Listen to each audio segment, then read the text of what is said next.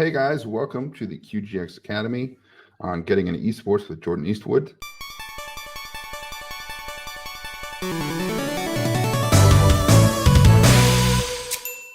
Thank you for taking your time out of your weekend. You could be out having fun. Probably not actually right now. You could be inside having fun, playing games or something, but you're watching us. Glad you're here. Obviously, we have Jordan Eastwood here, esports legend. He's going to teach us a whole bunch of good stuff about esports, and you can never stop learning. I'm real curious to see what he has to say. So I'm going to ask him a couple questions real quick just to get stuff going. If you are interested in esports, Jordan, is there anything like a monster.com but for esports? Well, there's loads of resources really that you can get involved with, especially in esports. So right now we're seeing a lot of educational stuff come up in terms of educational programs. So you can learn stuff like social media, events management, learn a lot about certain video games. You can also learn certain courses that have to do with sort of marketing. There's loads that you can do. Specifically, I don't really have a specific one. It's all dependent on your personal taste. So it's one of them that you're best looking around and seeing what's there for you online. Obviously, there's things like Udemy and stuff, which is stuff created by esports professionals. There might be courses on there. Twitter, Instagram, there's loads of people sharing information on esports all the time. So that's really beneficial. It's all around you, really, the learning. And even in game, I would always say in game's the best way to learn esports. For people, just really speak to people in game, and see what they're saying, how they play. So what's the most important aspect for somebody in esports, whether they're a player, social media, caster, whatever? It's just involvement with the community. So one of the biggest things I find, especially with myself, I've really had to grow my confidence. Back when I was younger, doing esports, I wasn't that confident. And when I started growing up in the esports ecosystem, I started realizing, confidence is a really core skill, no matter what you do, especially those in terms of innovation. So, having that courage to take those innovative risks to really push the industry, because it's so new. We need to make sure that that wall that we have keeps getting pushed and pushed and pushed, and we really set the standards. So it's very new. Just confidence is really, really key. So it's like the old adage, 10% talent, 90% perspiration. Yeah. If somebody wants to go to school and take classes that will help them in esports, depending on whatever avenue they decide to go, what do you recommend? So I'll pick this from two different angles. So the first one, if your country doesn't have any natural esports education in there, one thing I do advise is probably taking courses that hit sort of like social media or events management, or certain skills that you would need for certain jobs anyway, and just do a dedicated course in that. But what I would also advise is that you build a portfolio that is central around esports, so that way you then half esports and half actually using the experience that you're building for your portfolio to get a job, and the other half. So I'll give it in terms of the UK. So as we know, in the US, obviously they're doing scholarships and building esports stadiums and all that type of stuff. In the UK, we're starting to accept it in education. So there is a qualification that we call BTEC here, which is a very work-focused qualification for people from the ages of 16 to 19. And that's being introduced this year. So that's just been accepted. And obviously that's going to come into the educational system. Universities have been doing this for a couple of years already. So you're able to sort of do an esports course there. And it covers a wide range of stuff like events management and player management, team management, and around the whole ecosystem. How successful those are, we don't know yet. So, because people are still in that education. So yeah, plus everything's still really fresh, man. Like esports is just starting to come into its own. And what's funny is it took a lot of people outside of esports to make that happen. One quick thing for everybody who's watching and joining us, again, we appreciate it. If you have questions, you'll notice at the bottom it says ask a question, so you can put that in there and it'll kind of like line up your stuff, so then Jordan can tackle them one at a time. And same thing, you'll see polls pop up where you can actually answer polls that we put out along the way. There's already 2 up there, so I recommend that you guys do that, because we can then tailor what we talk about, or Jordan can tailor maybe some things outside of his presentation that he can talk about. So anyway, you guys aren't here to see this ugly face. You're here to see this beautiful man. So I am going to go ahead and mute myself and disappear, and then he is going to educate you. But I'm glad that you guys are with us from all over the world. I'll see you in a little bit. You guys might not know who I am. So I literally date back, I sound like a dinosaur now, but I literally date back in esports since I was the age of 9 with Unreal Tournament, competed at a competitive level, became obsessed with level design, so game development. And I then went into Halo, which was my main title, and I absolutely love Halo, and competed on there. Counter-Strike 1.6, I made my full professional debut in Call of Duty 4. COD 4 was a special game for me, just because I was at college. I was 16, 17 at the time, and I competed all the way through that game's life cycle. Went to European finals, was going against huge teams. I remember going against Dignitas, and we got completely destroyed. But it was that experience of growing and building that core team, and it took me around 6 months to build that team, 7 months, and then obviously going on to the European finals. From there, I then also went into fighting games at the end of my career, and I retired in 2016. And that was after I went to the World Championships for Naruto Ultimate Ninja Storm, which is the picture there. And that was pretty crazy. I've been an esports and community manager for Pro Evolution Soccer, and I've managed tournaments and esports for multiple AAA games. So I've worked with a lot of AAA brands in esports, especially if they're grassroots tournaments. If they come to me and say, we want to get the public involved in this video game, I work on that. I have worked with AAA companies on actually developing esports schemes, even like broadcasters and all that type of stuff. So I've done a lot of work with a lot of different people in esports.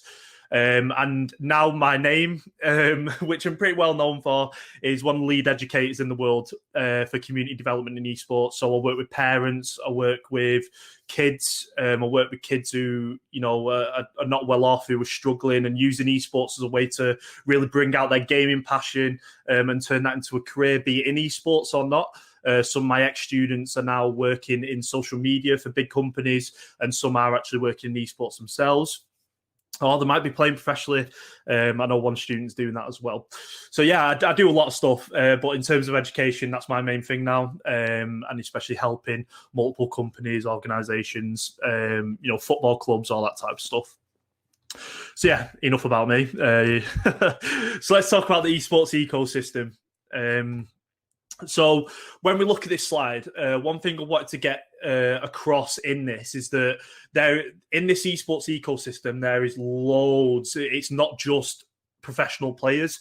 And that's something that you need to sort of realize when you start going into esports itself. It's not just about the professional players. It's not about the organizations, and it's not about the team. There's a ton of people behind that. Now, obviously, from my point of view, I've worked obviously in community management, and that's a huge job. And I've worked with excellent teams in that area. Stuff like controller providers. These guys are literally editing their controllers every single day, to make sure it fits well, it feels right when you're competing. Parents itself, parents are in that ecosystem. If you're watching this and you're young, your parents are a part of that. What it's all about, what they allow you to do in terms of gaming, how you can work with your parents to sort of like try and build a career with that. I know with my parents, I was very lucky because I actually competed professionally with my dad. So he was very open to me competing. So yeah, it's there's loads to it, to that ecosystem. And I want you to just take a look and think, where do you fit in that ecosystem? Are you just general public and, you are interested in ecosystem? Are you a game developer and you're interested, right, what about developing something for esports, or how do I actually bend my game design around that esports ecosystem? You might look at non-endemic brands. You someone who makes clothing. Shout out to Buzzkill Esports for the shirt, but these guys are starting to focus around the clothing brand. So is that a way you go? So there's loads to it, and there's a lot to look at within that ecosystem, and where do you fit? Especially influencers, they're a big part of the esports ecosystem. If you're a big Twitch streamer or YouTuber, and yeah, so ecosystem. There we go.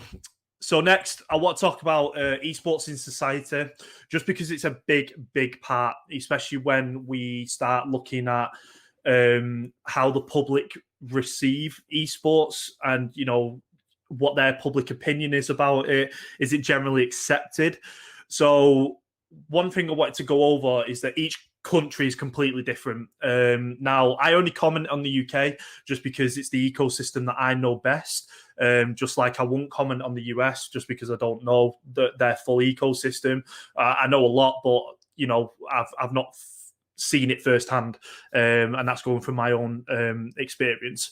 So one of the biggest things I always say is that the big boss for esports in the UK is parents, because it's generally not accepted that gaming is sort of a good thing, and it's still not there just yet. So how can we as esports players or people that want to go into esports, how do we change that perception? And, we have to be positive about it. We have to go forward and think, right, what can we do and put in place? Now, the biggest thing I always say is LANs. So, sort of interactions face to face, get people involved. So if your parents aren't really interested in esports, one thing I really found interesting while working with parents to improve their relationships with the kids was they don't get invited enough to sort of experiment and play the video games themselves. And that's really, really important. It's like me sitting there and you're showing me a racing game, and I've never played a racing game before. And, looking at it, I think, oh, wow, competitively, that's awesome. Can I ever go? And then I play it, and then I think, wow, I actually see why they like this video game now. Exactly the same thing with esports. We need, in terms of society, we need to get more people involved. And that's how we start changing that perception. Now, as someone in esports, that might be one of your objectives. It might not. That's all about what you want to achieve in esports itself. My main mission was just to make sure people enjoy esports as a whole.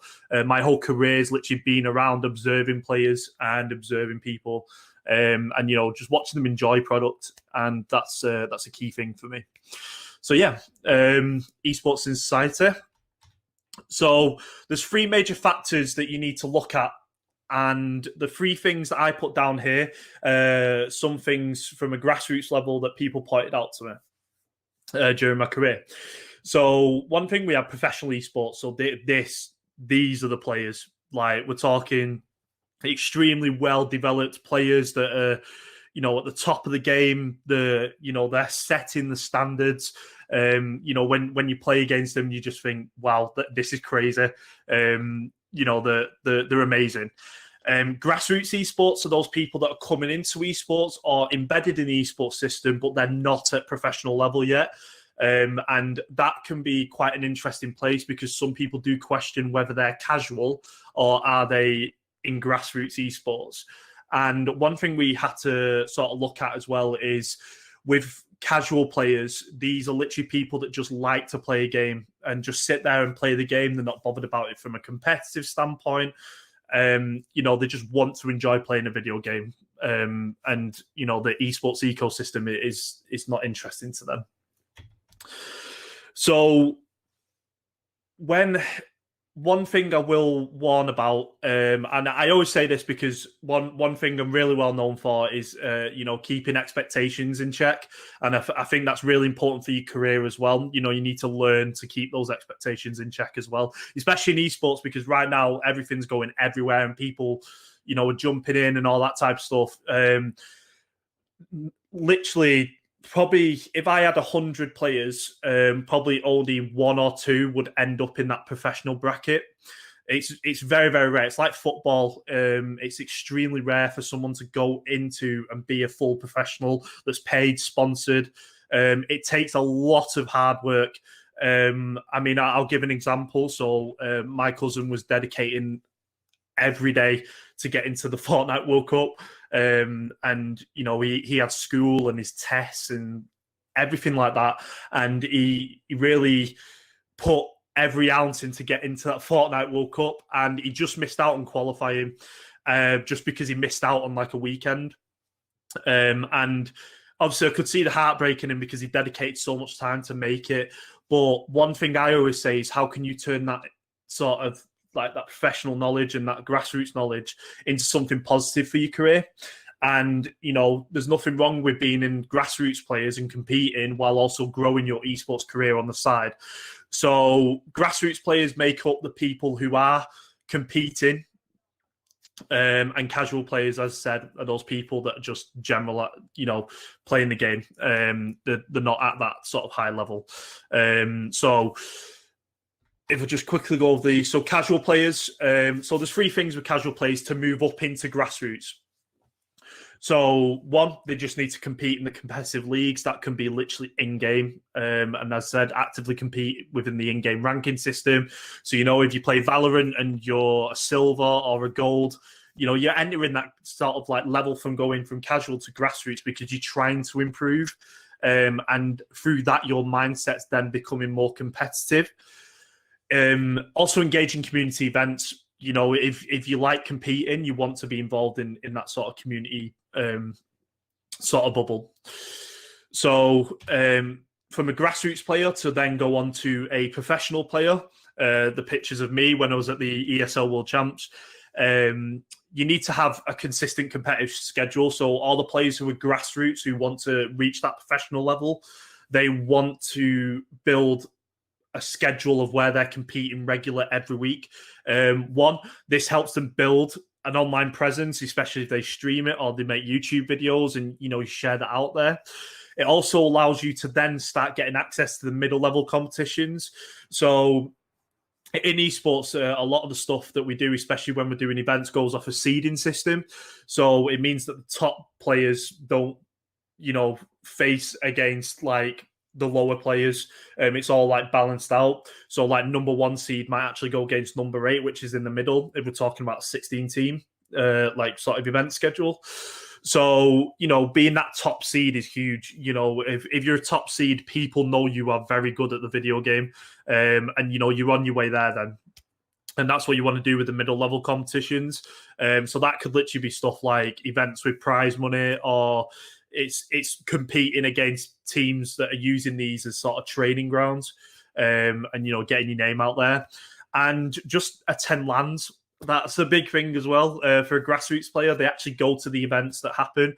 So in the UK, obviously, we have HCS. Halo's big in the UK. And I love that because obviously I'm an ex-Halo player. So, you know, when we go to these events and players are there, it's easy for them to sort of access people and get their name around, especially around the big professionals that are there competing for the big prize money.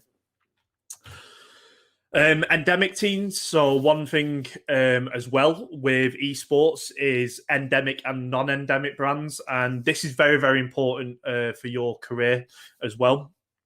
So endemic brands are basically companies or products or teams that our natural sole purpose is to be in esports. So example, obviously I've got FaZe Clan here, extremely well-known esports organization. Those guys started off or pretty much are a well-known esports organization.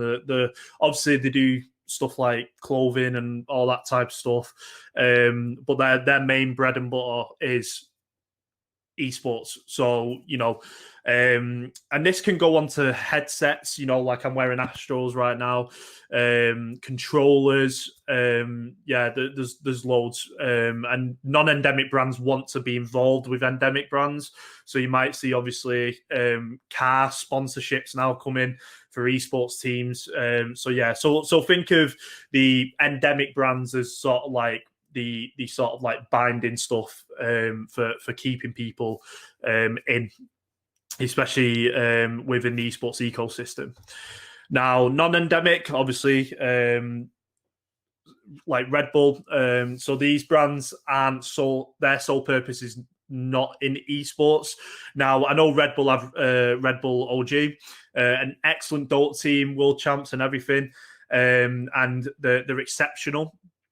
And Red Bull started off obviously with things like energy drinks that when the brand started coming alive, energy drinks, all that type of stuff. So that's this product, the energy drink, is like their main thing. Esports and stuff is starting to come into it because obviously they also own football clubs. So it's very, very important to sort of acknowledge a non-endemic brand. Now, one thing a lot of people think is that instantly a non-endemic's interested in esports, and that's not true. What they want to do is how esports can work with their product, not how their product can become something in esports. And that's from my own experience. It might be different for someone else. But what you need to handle non-endemics completely differently, especially in esports. You don't, instantly just don't start shoving esports in the face. You need to actually think and innovate and think, right, this is how this product can work within esports, and this is how we can do this sponsorship and sort of these exclusive things. There's loads of stuff. I know Red Bull do a lot of events at the gaming sphere. There's one here in the UK in London. They do loads of stuff, especially with World of Warcraft, League of Legends, community events, and they sponsor that and develop that in their own gaming spheres. I know big streamers use the one in Tokyo for fighting games. I don't know if you watch some of those streamers, if you are into fighting games, but yeah, they used the gaming sphere, Red Bull gaming sphere in Tokyo to hold community events as well. So, I mean, I guess Red Bull is starting to heavily leak into esports. They've been extremely successful, especially in Dota 2. So yeah, we'll see where that goes. But that's an example of a non-endemic brand. Don't forget to ask questions. We will be coming up to a point where we do ask questions, which is now actually. So yeah, I'll look through the questions and I'll answer them if we go through them. So, okay, so we've got one here. Is it possible to talk about the sponsorship part in esports? Now, sponsorships are really sort of unique in a way. Now, you have to offer something that no one else does, or you have to have a big social following. One thing I've always said is if you're starting your own esports stuff, the first thing a lot of people do when they create a team is focus solely on sponsorships. Now, don't do that. Like, just concentrating on building your brand and working hard, and then the sponsors will come. Don't sit there and think, okay, so I've done a few esports tournaments. Instantly, I want sponsors straight away. You'll get affiliation codes and stuff like that. It doesn't do anything for you. And I'm just saying the truth here. It's very, very important, that you don't start looking at sponsors as the be all and end all. In esports, you need to build yourself up. It's all about you at the end of the day, or your team and your brand that you want to believe in. Not an affiliation code. That's really important. So that's the first mistake I see. People straight away making an esports team instantly after sponsors. Just don't do it. Either that or sponsors might take advantage of you. How to build esports organizations in undeveloped esports scenes in the world. I've actually never really thought about this one. Just because, in the UK, it's slightly underdeveloped. And esports teams here aren't supported in any capacity, really, only by a few people.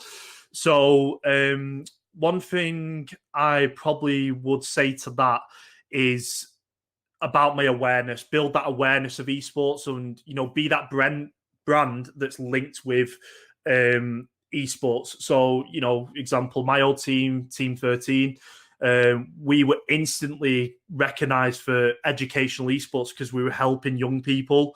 So instantly our brand started growing with parents that literally didn't believe in esports. So make sure you link sort of your brand with sort of what you're doing in your country. So if you're doing events, make sure your team's involved with that, even if it's just on the side.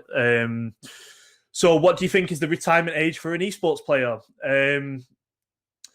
Now, one thing I will say about this, on average, an esports player's career is probably about 1 to 2 years. And that's just from my own research. I know Counter-Strike and Call of Duty do have the biggest sort of set of pros that have stayed in the scene for a very, very long time. I've seen a lot of professionals this year start out and then it's just not worked out for them. They've not played very well, or their play style's not what the team's actually looking for, and that's it. So what's important is for you to build a brand when you're at that professional level. I keep saying brand, but it's very, very important. Just keep building that brand and developing it. And now you're probably seeing a lot of esports players don't compete, but they're streaming. So example, Shroud, Ninja, you probably heard of them. They're huge ex-pros, especially Ninja in the Halo scene. He stopped competing now, and obviously he's made a huge brand for himself. So it's still his career. When Halo Infinite comes out, I don't know whether he's getting involved, but that's a whole nother conversation. So I want to be an esports caster, but where or how do I begin? We're going to get into that. Where is the general lifespan of a game in esports? I'd hate to start training on a game. It's all about the community. So esports is all about that community involvement and development. The community makes a game live or die, pretty much. Example, there's certain games like Lawbreakers, a huge game that was very heavily focused on esports.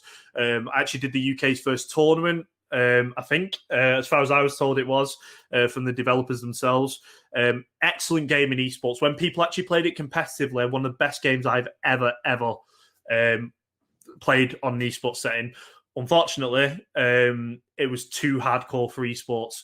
You need to let casuals grow in, and then those casuals then turn into sort of grassroots, and then obviously that opens up a professional, and also community events as well. That's really what is John's opinion on the Braves esports college program. I'm not accustomed to the esports college program there, so I don't have a comment, unfortunately. So apologies. Can you talk about community management in esports? We're going to go over that in the next slide. I want to do more content creation on YouTube. I'm not necessarily... Yeah, that's fine. Content creation is really important for a lot of companies. So how do you think esports can help and benefit society, companies, and business during these times? Now, that's a good comment. So I do a lot of work with this, working with non-endemic brands, coming up with awesome ideas and, how to really connect with young people or, parents, adults with their products and all that type of stuff. So one thing I definitely would say with that is it's beneficial in the fact that it's reaching out to new audiences. As we know, as time goes on, technology is moving quicker and quicker. Now, esports is a part of that technology move. And, it's all about that engagement. People like to get lost in their own world when they play video games. They meet loads of friends online as well. That's how I met a lot of my sort of friends, especially in the esports industry. We met online first, just playing games together. So there's a lot of key aspects to it that are really important, especially for these type of companies. And what I would say is it's really beneficial in terms of friendship and sort of like skills building as well. How do you think so when is it okay for kids to start playing games, especially stuff like Fortnite, PUBG? So Fortnite, I think it's okay. PUBG is obviously a bit of a different one. I played at a very young age, but this is when age ratings weren't really a major thing back then or really regulated. One thing I will say is when, say, like we do a game and it's 16 plus, so in the UK, it goes 12, 16, and then an 18. So if it's a 16 plus, 100% nobody will be playing in that unless they prove their age in the 16 and older. It's extremely important. And one thing I would definitely say is do not. I've seen people skip the age rating on the games to sort of fill out numbers in an esports tournament. Do not do it. You're going to put yourself in a really bad legal situation, especially here in the UK. Even if you have parents' permission, I will not accept people lower than what the age of the game is. So yeah, I know a lot more violent games are sort of accepted into esports because there's a lot more skill differentiation. But yeah, that's a tip for me, especially in these types of games. Especially, I mean, Counter-Strike didn't even have an age rating until it came out on Xbox, so there was no official age rating for Counter-Strike, so it was hard to regulate. And then it came out on the Xbox original, and it got basically an age rating slapped on it. So yeah, that's when it started becoming a bit of an interesting topic in that area. And one last question before we move on. Sorry, I'm a brand new streamer and I stream more than one game and more than one genre. How do I start big? One thing I would say is just stick to a game that you love. All the big streamers didn't start off as a multi-game streamer. They always built their core audience around a single game. So, example, there was like Grand Theft Auto streamers. They really built their brand around that, and then they moved on to sort of other games now and then. And there is also sort of things like so like with me, Final Fantasy, I was known for my Final Fantasy streams, Final Fantasy 11, the MMO. And I just built my sort of area around there because if someone watches you, they're watching you because they want to see that video game. So especially if you say like you stream Apex Legends, they want to watch you play Apex and you grow your community around that. Literally only a small percentage will be the ones who will stay with you when you change games and whatever. So yeah, it's very important that you just stick to one game. I know it might be boring or might be hard, but that's literally how you build your brand. That's the way I see it. I'm not a stream expert, but yeah, from my own, yeah. All right, okay. So 2 more questions that have been asked to look at. So the top one. So who are good esports players teams? Esports players teams or streamers you feel set a good example for up and comers. So it's up to you. I always support local teams. That's my big thing for esports that I look up to. Just look at my local esports teams and sort of set in. So obviously for me, it was Manchester Battle Arena, the fighting game scene. Those guys are amazing. They've done a lot of excellent work. Buzzkill, these guys are sort of I used to work with. But I know they've come from a very small following into a huge one. So I like supporting them, help grow that sort of esports scene with them. Big teams, I do support 100 Thieves from a professional level. So that's who I support. Excellent organization, just because Nadeshot's literally doing crazy stuff in that org right now. Obviously, they've opened the offices and the clothing brand that sells out instantly, all that type of stuff. They're probably one of the COD teams that didn't obviously enter the Call of Duty World League for obvious reasons. It's whoever you relate to in terms of the brand. Probably my best advice on that. Okay, so I'm going to have to move on. So thank you for your questions. Really appreciated. So yeah, we'll move on to this, and yeah, we'll go over the job roles. So when I click on this, it works. There we go. So Shoutcaster. So I've only done this 3 times during 3 events. One for Mario Kart 8, one for Lawbreakers, and one for Overwatch. And I can't speak from a full professional level. I'm just talking from a grassroots level on this. But there is key skills I noticed that you do need, especially when going into sort of these job roles.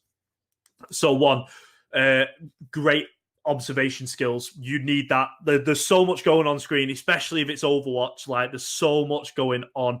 It gets crazy, and you want to sort of look at that and think, right, what information can I pick out there that's good for a general consumer?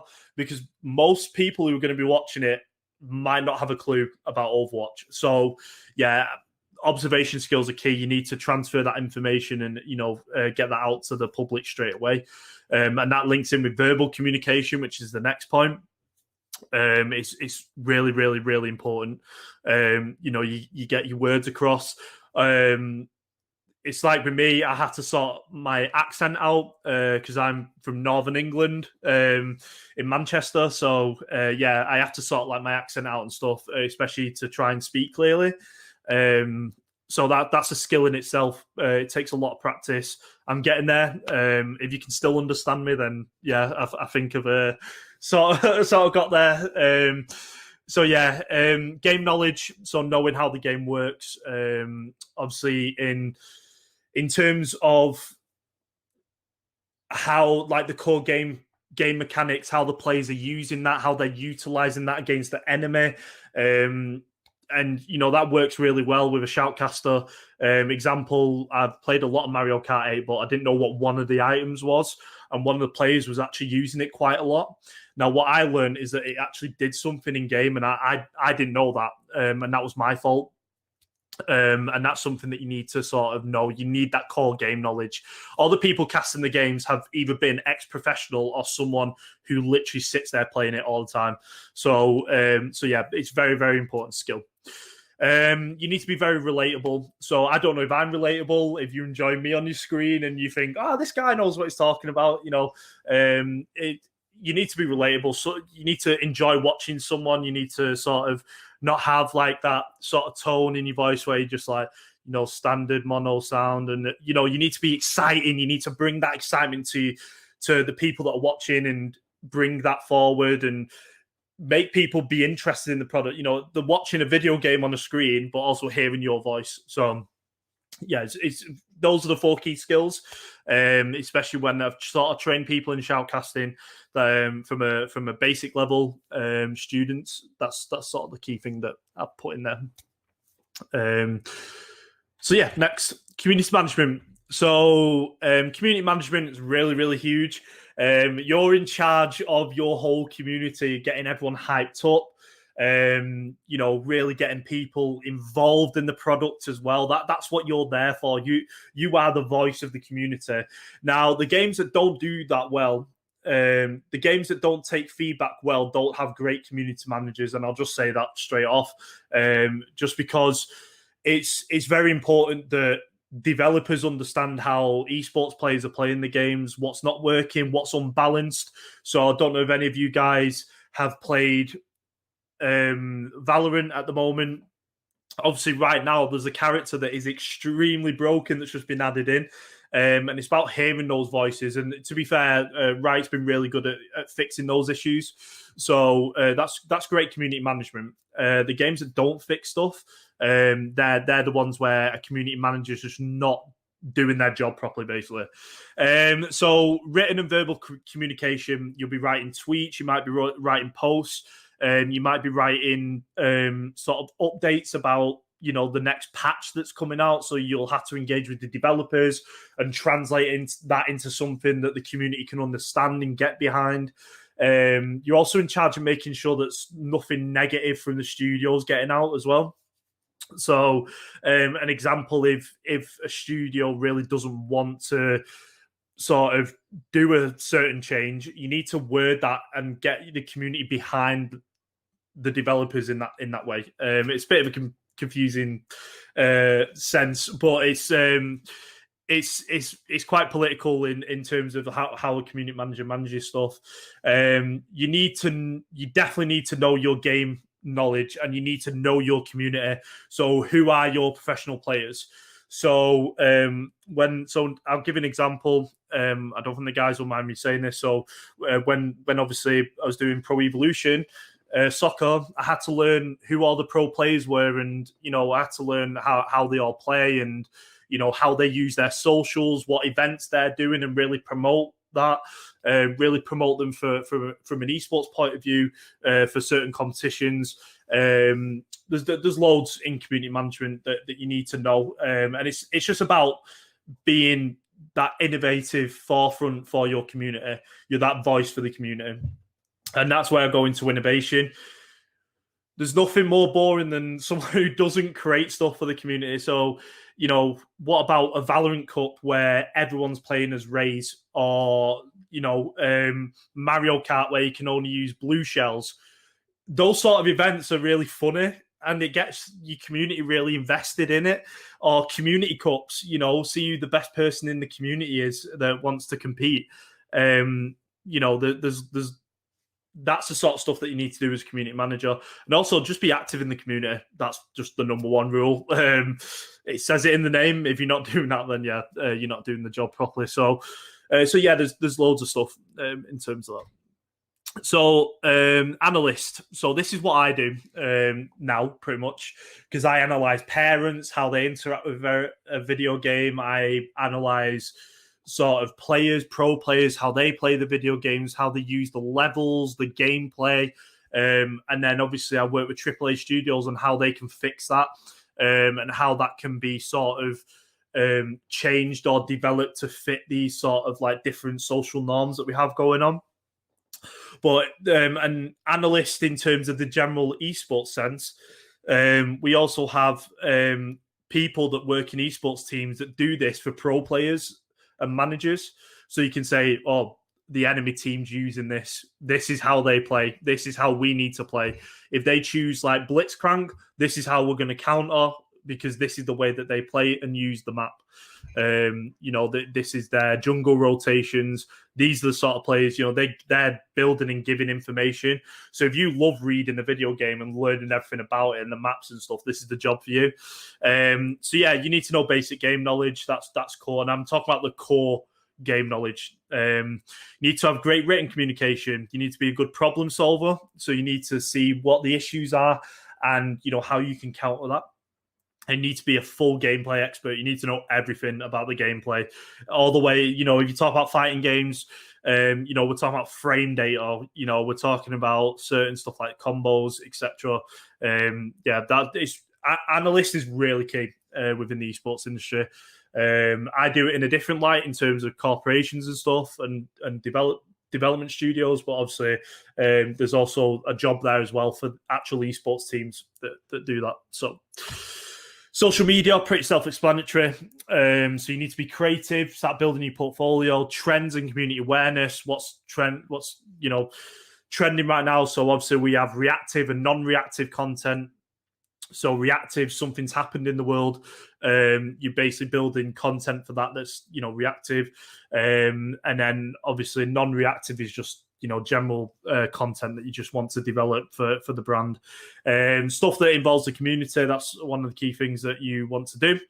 And you want to be innovative, you want to do cool stuff that people don't see. So, one of the biggest things is you'll get a lot more engagement on social media through something like a video, because someone's actually, bringing themselves to it and they're watching it. They're actually consuming that. So if you ever scroll through Twitter or Instagram, sometimes there's posts that you don't care about.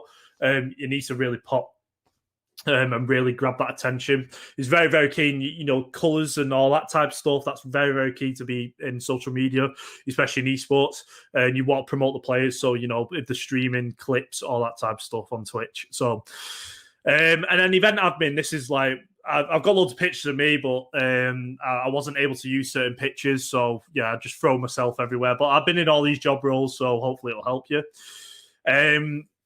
Event admin, so you're literally you're there controlling the event, so you need to be confident, you need to be understanding and strict, because people will try and cheat. That's something that is bad about the industry. People do try and cheat, especially influencers. Like, I'm just going to say it out right now, influencers sometimes try and cheat. They try and like, oh well, can you not change the bracket because I'm making a YouTube video? It's not fair on the competition and the people that have entered your competition. It's really important that you sort of look at that and stand your ground. Your reputation is built on this event. If there's anything in there that's going to compromise that,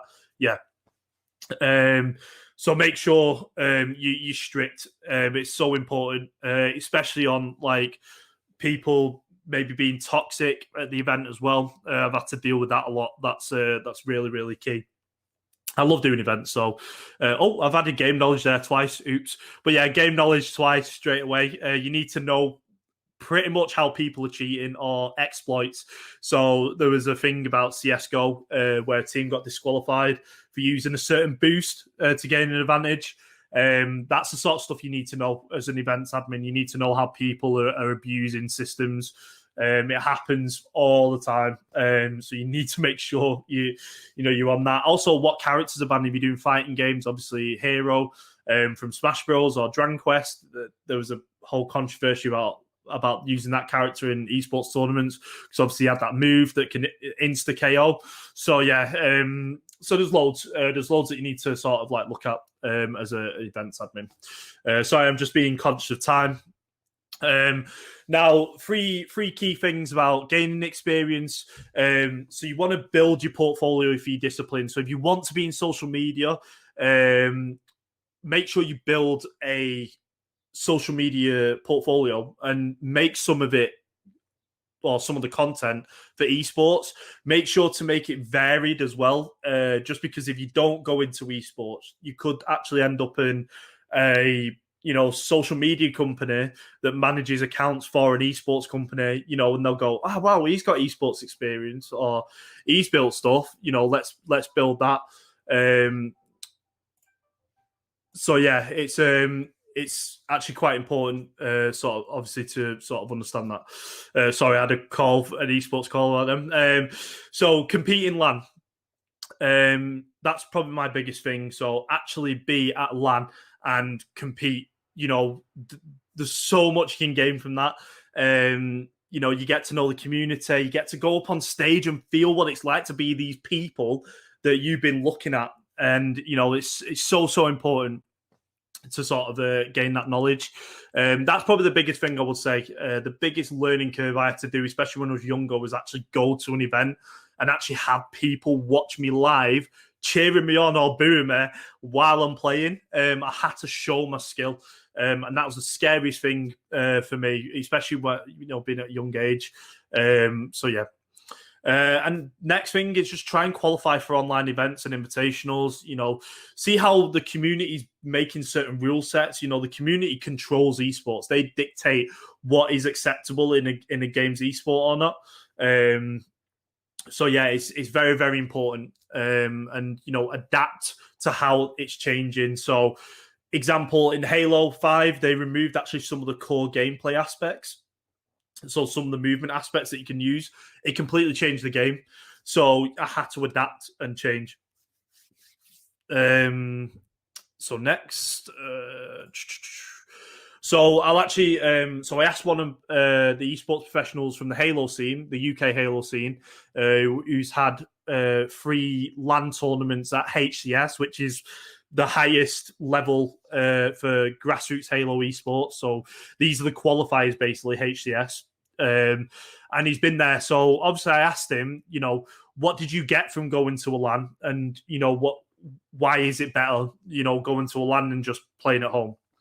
So it's better than playing at home than online tournaments, and playing one game on LAN is like playing 50 games online. LAN has improved my confidence, and I'm now wanting to compete even more. I prefer competing at LAN tournaments, as my skill development within Halo improves more compared to online, as it's not just easy to get noticed by bigger teams, but also to develop my confidence and skills by playing against some of the best in the world. I also get to be integrated within the professional community and meet new and upcoming talent who I can also learn from, which would not be possible online. So as you can see, LAN tournaments are so key to meeting people in your community and developing that as well. So next, we're just going to go over the future of esport. Just a quick. So speed running, it's huge. I don't know if you've ever watched speed running before. It's one of my favorite things to watch on Twitch. I always watch speedrunners when I'm playing a game. They're always on, my other screen. You guys are on my other screen at the moment. That's why I keep looking over here. But yeah, it's speedrunning is huge, and it's a form of competing without actually competing. And it's getting bigger and bigger now. And it's a way to include people's favorite games. And it's also a way for casuals to get involved as well. So if we look at speedrunning and how they compete, there's literally things like categories. So they might have all bosses category. So you're trying to complete the game and beat all the bosses and set a time. There might be like 120 star runs in Super Mario 64. That game's old. How do you compete in Super Mario 64? Well, speedrunning. It's, using your knowledge of the game and, your passion for the game. to compete against others. There's even a 0-star. I think there's a 0-star category and a 16-star. There's loads of categories that you can compete on with sort of speedrunning. Randomizer. So everything in the game is randomized. So like Ocarina of Time, all the chests are randomized. So you say like you and your friends, you all put the same seed in and you all load into the same game. So the items will all be in the same place with each other. And then basically you might get like the ultra powerful sword, the master sword right at the beginning. So what do you do then? You change up your tactics based on what items you get and where you find them. It's so interesting. It's so unique. I love it so much. And then there's just races, like get to the end as quick as possible. The standard. So speedrunning is one way that esports is evolving. It's a really great way to get those people who aren't in that sort of grassroots esports ecosystem. We're then taking casuals and, we're then bringing them into the esports ecosystem. So sit with your parents and say, right, try and race me on this game and try and beat me. So, yeah. And the last one is VR. So VR is really important. Now, VR is obviously pushing technology in terms of competitive multiplayer. And, the reason why it's so important is because it offers that unique gameplay which caters to the casual interest, but also has physical and mental esports elements that make him competitive. You're moving around. It's like, Wii Fit or anything like that, or Just Dance. Guilty pleasure of mine. You're moving about and getting active. And it's, it adds that sort of fitness element to it as well. Now, one thing with VR that you do have to look at is the different headsets and technologies that are available. So if we look at PSVR, one big thing is it's got a huge user base, like ridiculously huge, and it's got dedicated hardware to meaning everyone's on the same playing field. And this is the same with consoles as well. When you argue is console decent or not, you've got them in there, and it's accessible to casual players. People can pick up a PSVR, plug it into the PlayStation, and play. But it only has head tracking. That's the bad thing in terms of I can sit here and only move my head and like move it sideways.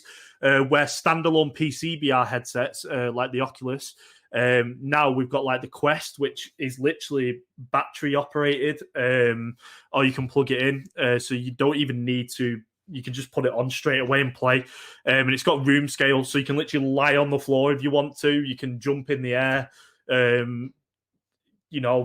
and do 360 no scopes. Actually doing it. It's there's a lot more freedom in movement, which means that there's a lot more engagement. So if a character's lying on the floor in a game, it shows that.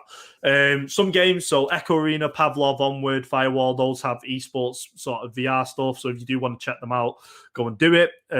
Obviously, they're all shooter games, apart from Echo Arena.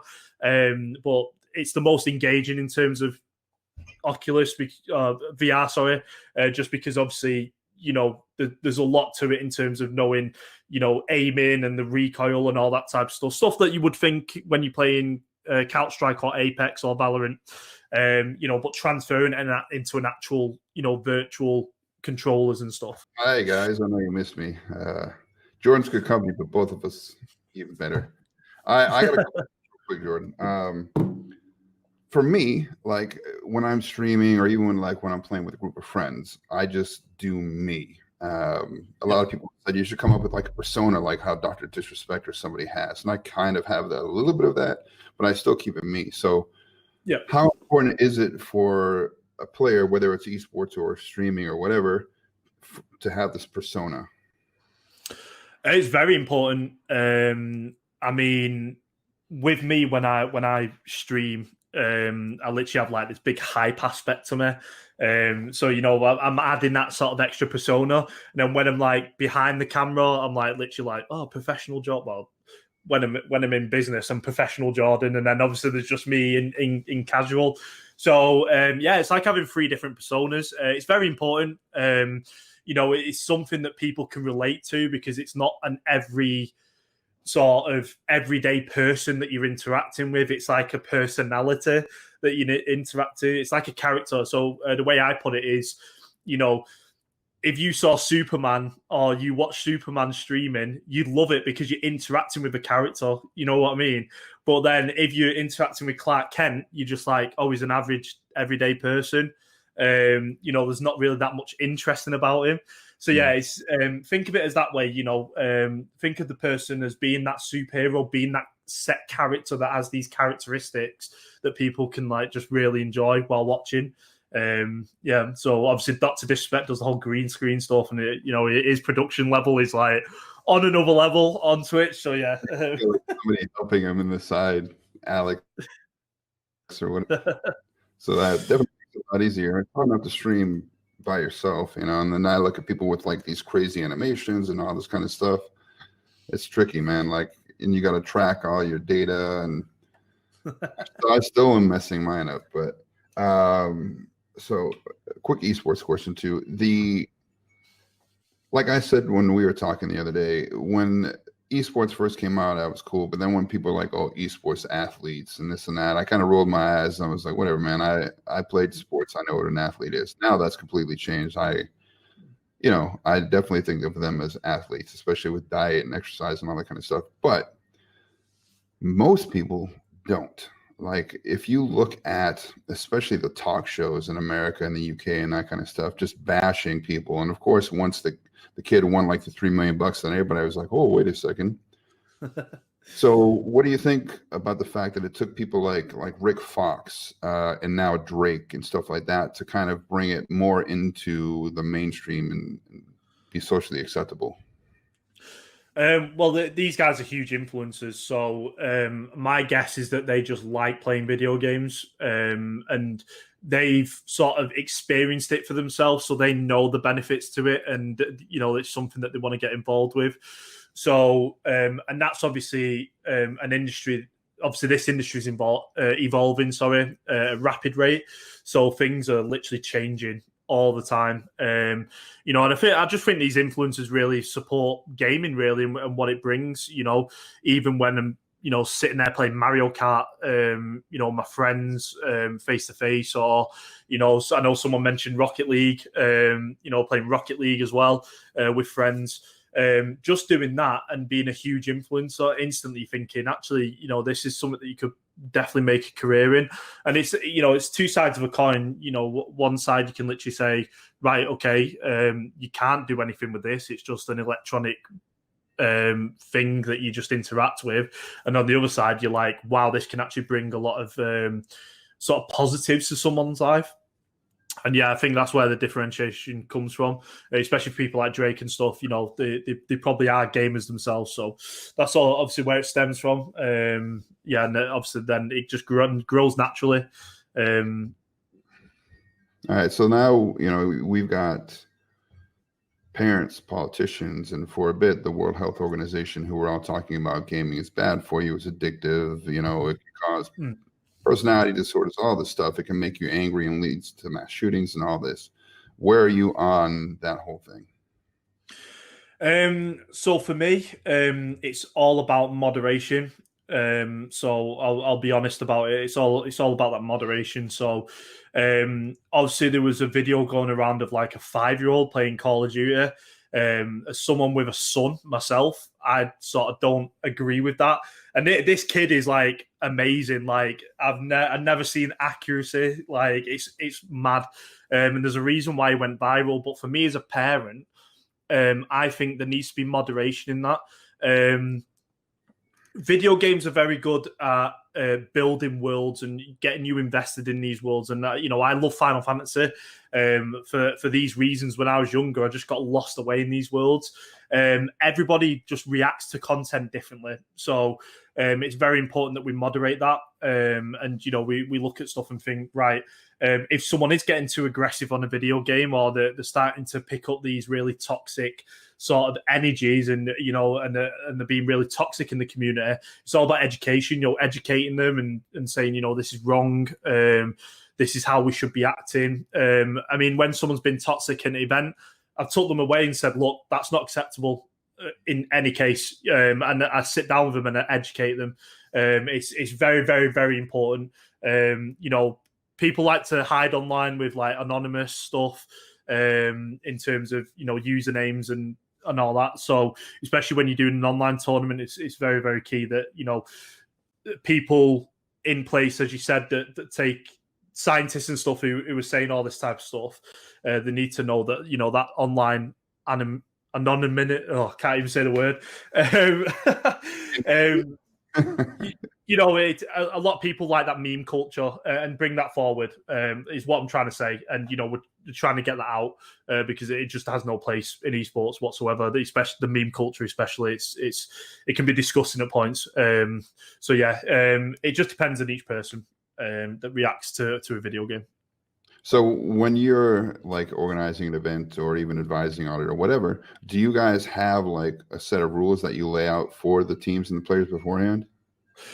Yeah, definitely. So one thing I probably didn't mention, which I should have as events manager, is you need to make sure that you are representing that brand. That if you got a game sponsored for your event, you're representing them. So you need to know their brand guidelines. It's the same with social and community management and all that type of stuff. You need to know community guidelines. It's so important, and brand guidelines. So example, first thing I say is players, right?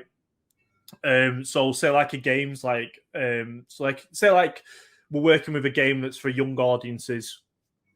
Certain words you're not allowed to say, certain things you're not allowed to show on stream, certain maybe political messages that might not be allowed on stream, just because the game's aimed at kids. So as a brand, they might not want that obviously being shown. It's important to know that, and it's not you trying to censor anything. It's just the fact that at the end of the day, your reputation's there, and you're being a brand ambassador basically. I mentioned that to all the players and everything before every event. One thing as well that I do is make sure that everyone's safe. That's 100% important for me. Make sure people who might have autism, they're in a safe place, and that they're okay, and that they can handle the stuff that's going on at the event. So if there's loud sounds or anything like that, try and cater to everyone really, and make sure it's an enjoyable experience. Esports, we love to compete. That's what we want to do.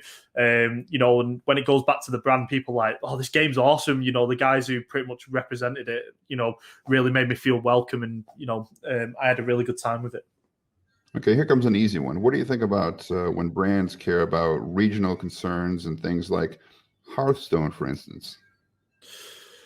Oh, right. I think I know what you're going on about. I mean, for me, I don't know how to say this really. So for me, in terms of anything political, I try and keep it out of video games. People want to play video games to sort of like, get away from certain things and play. It's really important that everyone has a voice, and I support like pretty much all the movements that are happening.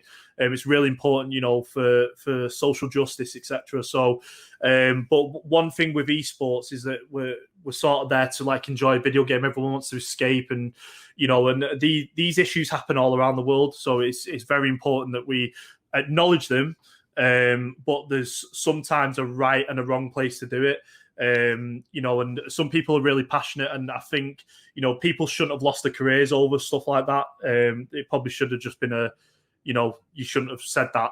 Just make sure it doesn't happen again. So yeah, it's so important that we support a lot of the movements that are happening around the world at the moment. Esports can be a place for that as well. It's just whether it's in a right setting or not. Okay, anybody who's watching or is in the class or whatever. Obviously, we have COVID-19 and a million other things, but right now, let's talk about Corona. So we have Corona going on. How can they get things happen with the community from their house or whatever? Yeah, so there's loads of like, I'm not joking. There is a ton of online audiences at the moment. Tournaments, sorry, that you can get involved in. There's a lot, so it's up to you guys to sort of get involved with that. Look around, see what's happening. So if there is, so obviously if there is like sort of certain tournament systems, like me, I was supposed to be competing in Face It tonight for the Halo qualifiers for MCC on PC. But I didn't realize it goes on till 7 a.m, and I have a son to look after. So, so yeah, it's that sort of won't be happening tonight. So, but yeah, that's the thing. There's online tournaments for that. So, yeah, you just need to sort of like FIFA or Fortnite, for example. Yeah, so Fortnite, you can do that in game. Obviously, there's a lot of qualifying going on at the moment, so that's that's a big thing. And then FIFA, I'm not too sure about FIFA. I don't play a lot of FIFA, even though I do love football, but I've just not dedicated a lot of time in it. I'm the person that you beat 10-0, so yeah. There's loads of stuff with COVID-19. The main thing is that people are safe. That's one big, and people are safe, and they're okay. So there's loads of options for you out there to compete on. So you don't like spending all your money on Ultimate Team packs? To be honest, I probably spent about 300 quid on Ultimate Team. All right, so my thing is getting people involved. So you put the effort in to make something happen. Like these guys, Qatar Game Expo, they're doing the FIFA tournament and the Fortnite tournament. And I've talked to quite a few people who are hesitating to be in the tournament because they're not sure that they're good enough. So what would you say to somebody who's thinking that? Just give it a go. You don't know unless you try. That's my attitude. So, that's something that you need to sort of learn. Just give it a go. Don't hold back.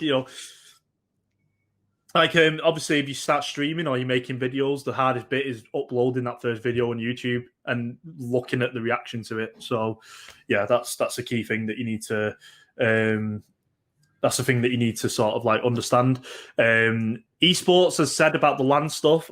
Actually competing and gaining that sort of experience and confidence that comes from actually attending and competing itself. Like I competed in Halo 5 like last week. And we got absolutely trashed. So, but like I gave it a go. I wanted to see what level I'm at the moment and what I need to improve. So, what level do you think you're at? Oh, I'm low. On Halo 5 at the moment, I'm low. Like I don't play it enough. Like as I said, I've been playing Valorant and other games as well. So, yeah, I'm not. All right, so like we'll touch on social media before we close out. Yeah. You're like a ninja online. I cannot find you. So how can people find you on social media, Twitch, whatever? Yeah, so if you want to follow my social media, it's NXXI at NXXI. You should know actually. I retweeted one of your things.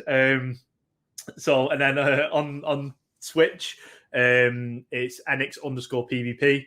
I do stream now and then. I was streaming some Halo last night. I just do chilled out streams now or competitive streams where we'll do some ranked leagues and whatever. So, or if we're competing in a ladder. So yeah, there's loads that you can find me on. LinkedIn as well. I'm pretty much nearly at 2,000 connections on LinkedIn now. So yeah. If you're on LinkedIn Professional Network, I put all my professional education stuff on there. Yeah, loads. Yeah, especially with you, like going out and doing all these classes and that kind of thing. So for those of you who are watching, obviously Qatar Gaming Expo is putting on Qatar Games Academy. So make sure you guys are following them on their social media, interacting with them and all that stuff, because they put out a lot of updates.